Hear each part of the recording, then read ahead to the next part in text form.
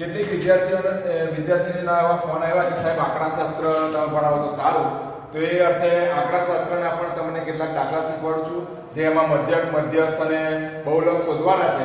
પણ એ પહેલા આપણે આંકડાશાસ્ત્ર શીખવા પહેલા આપણને કઈ માહિતી ખબર હોવી જોઈએ તેની પહેલા આપણે માહિતી લઈ લઈએ, પછી આપણે દાખલા તરફ જઈશું.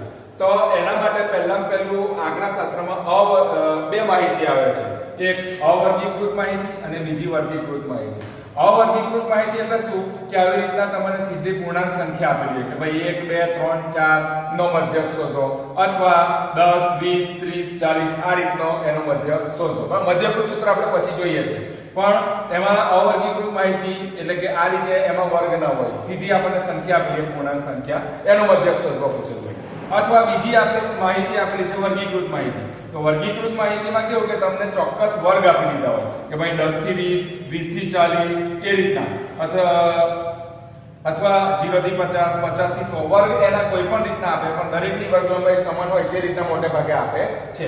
તો આ રીતે એના વર્ગ પાડી દીધા હોય અને એની આવૃત્તિ આપેલી હોય, એનો તમારે મધ્યક શોધવાનો. બરાબર. એટલે અવર્ગીકૃત માહિતી અને વર્ગીકૃત માહિતી એ બે આપણે પહેલા અહીં શીખવા દેવી છે, તો એ જોઈ લીધી આપણે. બરાબર છે.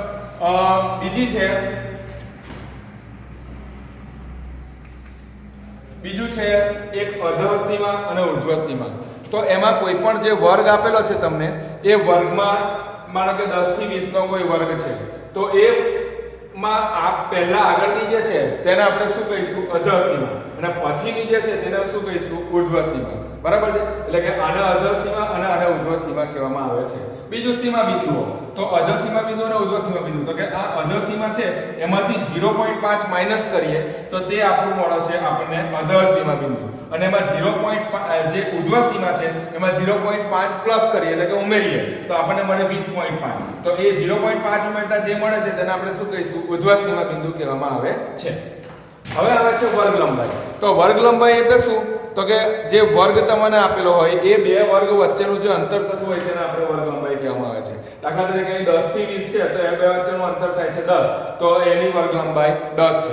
બરાબર છે. એ જ રીતે માનો કે કોઈ વર્ગ હોય અહીંયા 10 20 થી 40, બરાબર, તો એની મધ્ય કિંમત એની વર્ગ લંબાઈ કેટલી થશે? તો કે 20 થશે. એ રીતે એટલે કે બે વર્ગ વચ્ચેનું અંતર જે છે તેને આપણે વર્ગ લંબાઈ કહેવામાં આવે છે.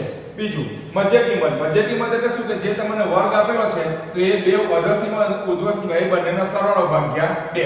એટલે અહીં મેં કરેલું છે કે ભાઈ આ બે અધઃ સીમા અને ઉર્ધ્વ સીમા બંનેનો સરવાળો 10 + 20 ભાગ્યા 2 એટલે 30 ભાગ્યા 2 બરાબર 15. તો આ 10 થી 20 ના વર્ગની મધ્ય કિંમત કેટલી આવી? 15. આ એક શીખવા જેવું આપણે છે. હવે આપણે મધ્યકનું સૂત્ર જોઈએ અને ત્યાર પછી એના દાખલા જોઈએ.